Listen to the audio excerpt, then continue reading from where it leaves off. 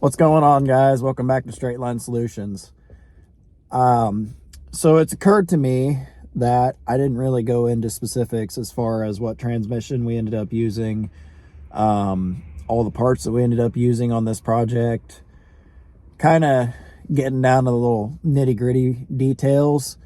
I guess there's been a couple people that actually like the idea of this swap and want to do it to their cars, so I'm going to give you guys two videos this week.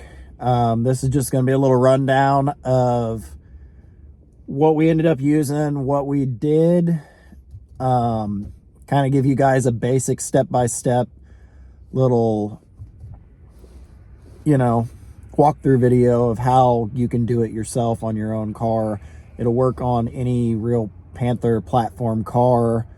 This is the Lincoln Town car. It should work on the Crown Vics. I don't know about the Bubble Top Vics, but it might work the same. It really should work the same. It's the same kind of basic idea.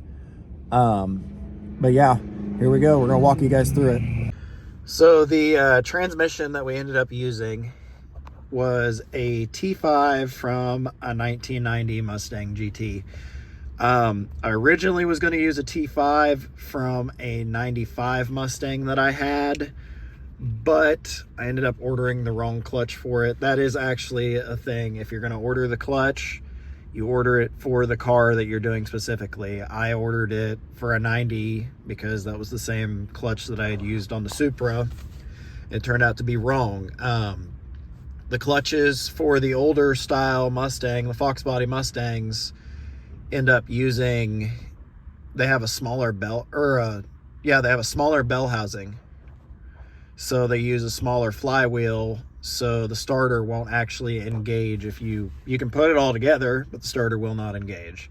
So if you're going to use the transmission from a newer age Mustang like an SN95, you're going to need to buy the clutch, the flywheel, all that stuff for the 95 Mustang or whatever year you end up using. I believe a T5 bolts up to a 4.6 the same as it bolts up to a 5.0. Apparently it bolts up to a 3.8 liter. All that stuff should swap right over. They end up having the same exact bell housing. You will probably have to fabricate quite a bit on this. We had to lengthen the shifter, obviously. You'll have to cut your hole in the floor. Shifter is all going to be based on your car. I had to lengthen it quite a bit because I got these nice fancy electric leather seats, but we had to go up and let it lay back to clear the seat. But that'll all depend on your car. Now I'll add some video here and do some voiceover work, but we ended up taking the shifter. We took the whole steering column completely out of the dash, the whole dash completely apart on the driver's side. We had this thing completely torn down.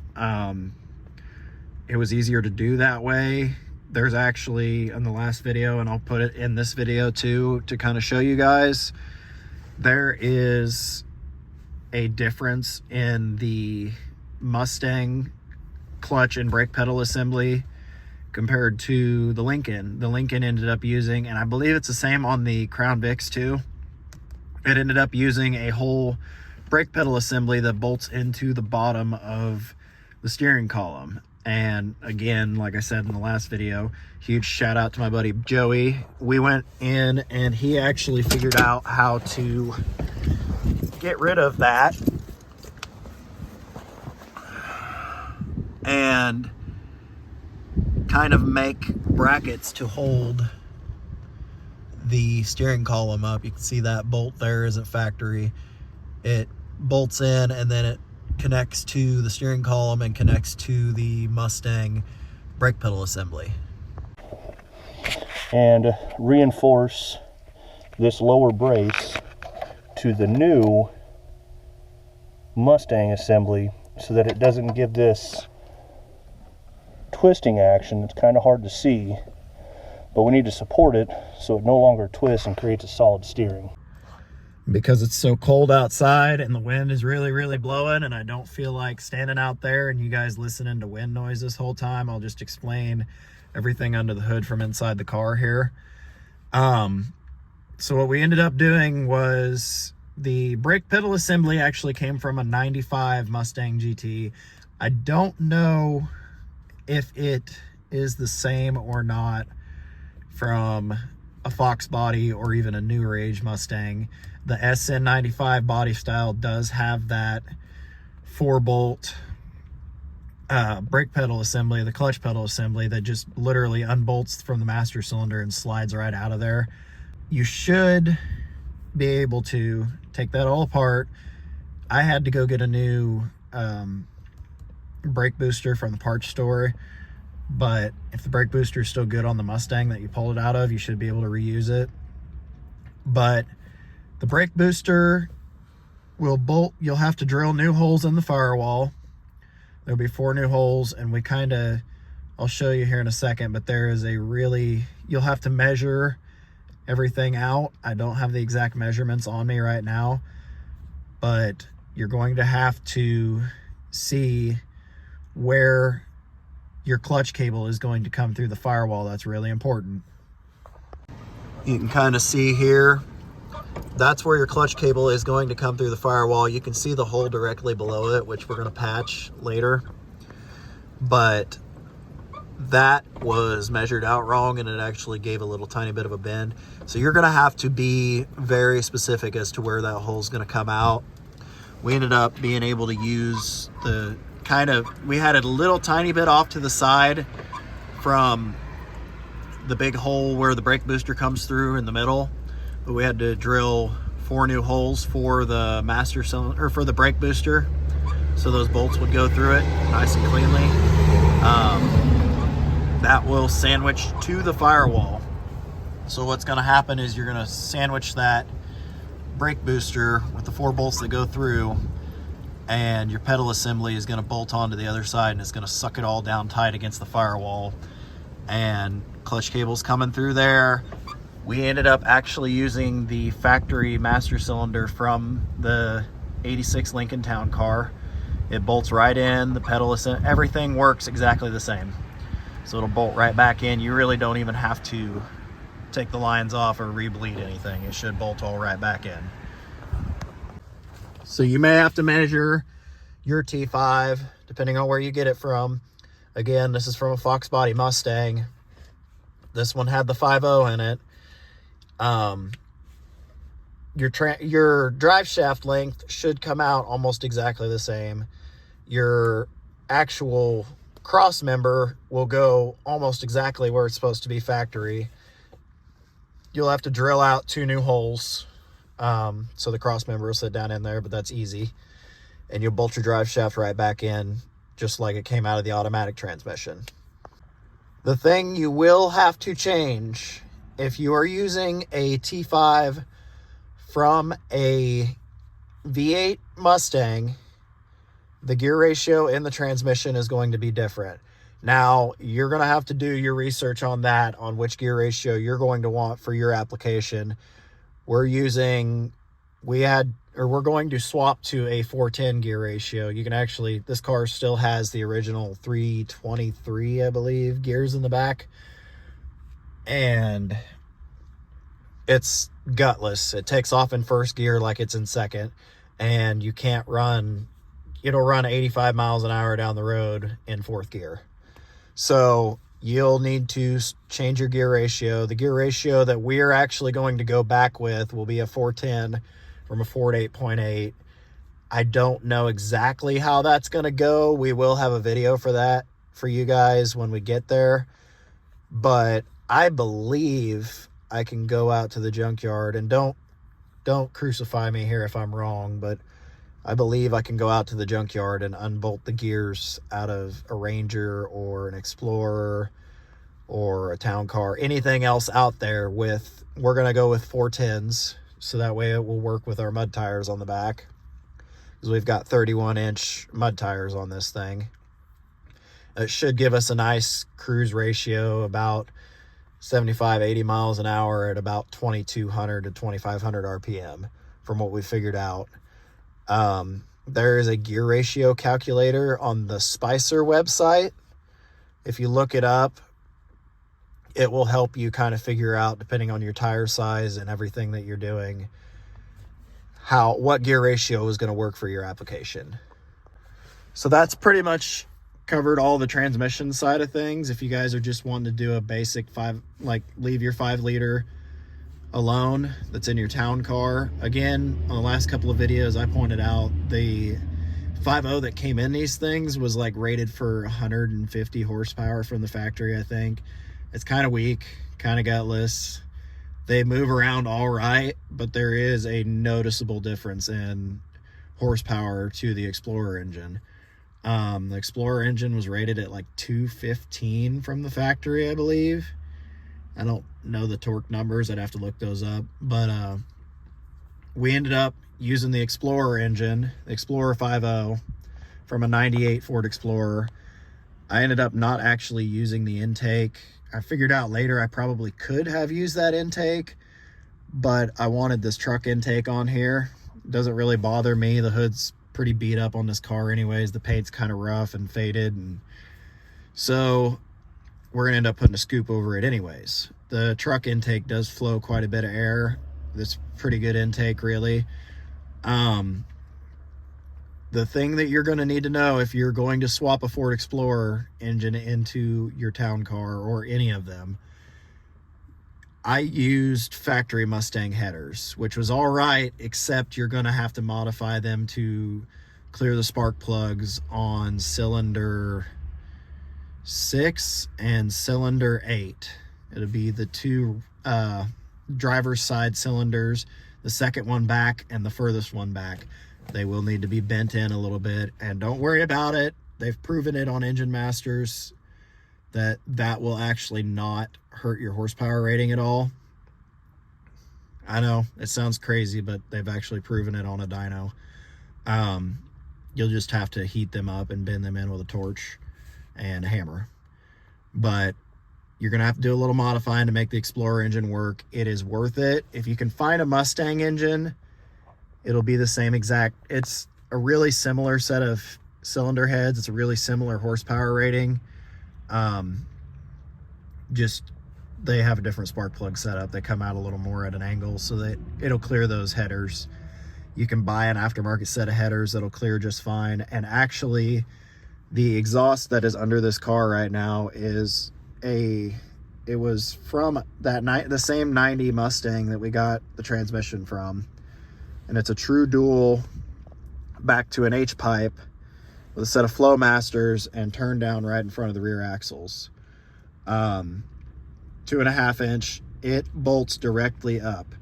It unbolted off of the Mustang and bolts directly up underneath this car, and it will come out right in front of the rear axles. Mustang exhaust works perfect on these things. It's almost like it was made for it or something. It'll bolt directly up to your 5.0. You'll be able to use, I think you can actually use the oxygen sensors from the Mustang. They'll literally plug right into your 5.0 from this engine. The thing you need to know about a town car has the old school 5.0 firing order. The computer is programmed to fire the injectors with the old school firing order. I have been told by a couple of different people this doesn't work. I did it on this car, and I've done it on that car. It works. The Explorer engine and also the Mustang engine, any engine with a roller cam in it, uses the 351 firing order. Now, I'm not going to go so far as to even say if you guys want to swap a 351 into something, it wouldn't work. I need to play with that, and we might actually get to play with that in an upcoming episode on another car. My buddy Joey has a 91, I believe, Crown Vic that we're getting ready to do this same 5-speed swap on, and he was talking about possibly putting a 351 back in it. And if that's the case, we might start doing some digging and figure out if it works. But what I ended up doing is snipping the wires, and I'll show you guys the firing order here on the thing while I'm talking about this. You're going to want to take and snip the wires from injector 5 and splice them in with 2 new wires and run them over to injector 3. So you're going to take the wire that's supposed to go into injector 5. You're going to splice into those 2 wires and run it back over and splice it into the plug for injector 3. And you're going to take the wires that are supposed to go to injector 3 and run them back over and splice them into the plug that goes for injector 5. And plug those plugs back into their injectors, or don't even unplug them. You're going to do that with those 2, and you're going to do the exact same thing for injector 4 and injector 7. You're going to take the wires that go to injector 4, cut them, splice 2 new wires in, and run them over to injector number 7. You're going to take the wires from injector number 7 and run them back over and hook them into injector number 4. What this is going to do is change your firing order from the old school 5.0, which is what these cars have in them originally from the factory, to the new roller cam 5.0 firing order, which is the same as the 351, which is also why I think we might be able to run a 351 off of the factory computer. Again, don't shoot me if that's not the case. I have not played with it that far. There may be some reason why that will not work. But as far as I'm concerned, if it's got the right sized injectors in it, and all those wires are doing is telling the injector when to fire, and the fuel rail is off of the original engine, and a 351 and a 5.0 run the exact same fuel pressure, it's about 35 to 40 psi. Really, the only thing your computer is doing is telling that injector when to fire. So I could be wrong.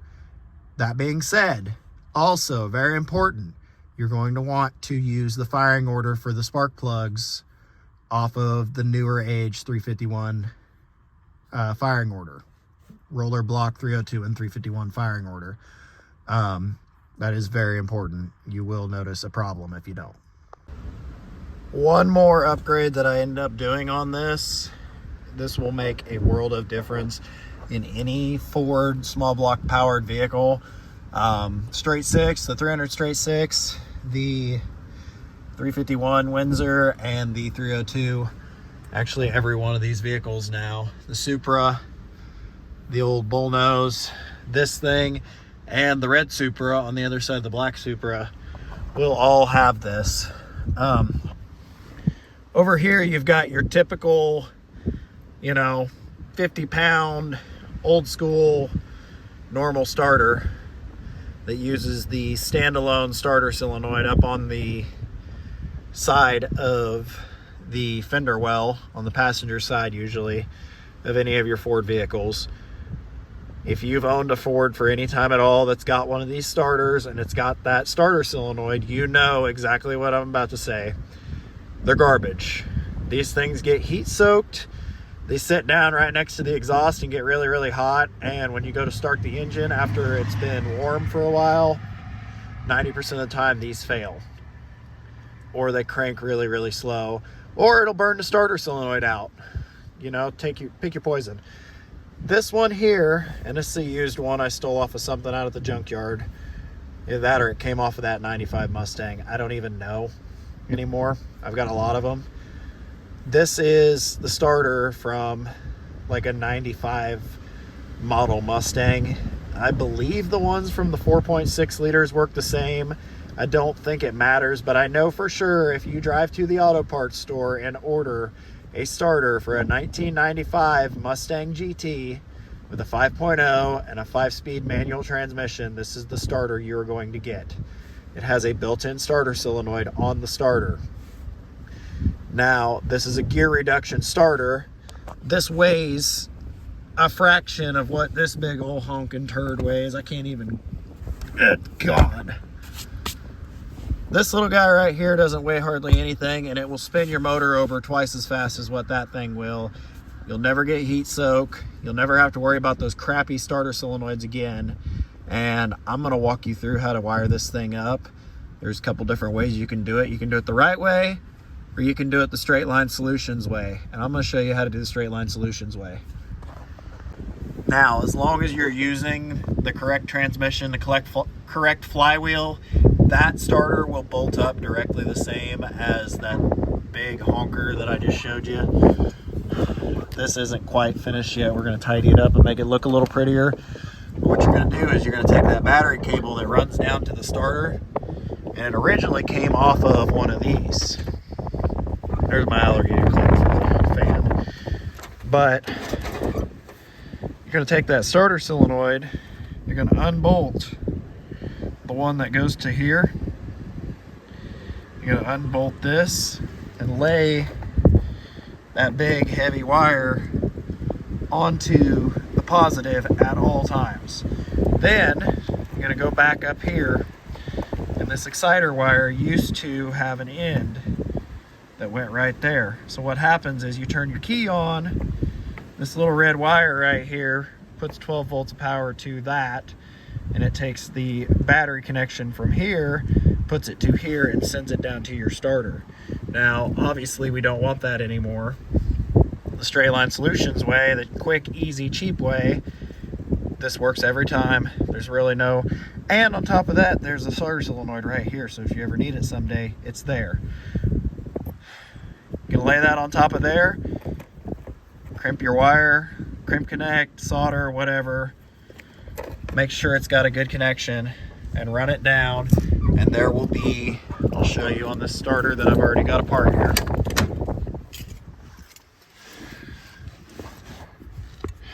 There's your hot wire straight from the battery,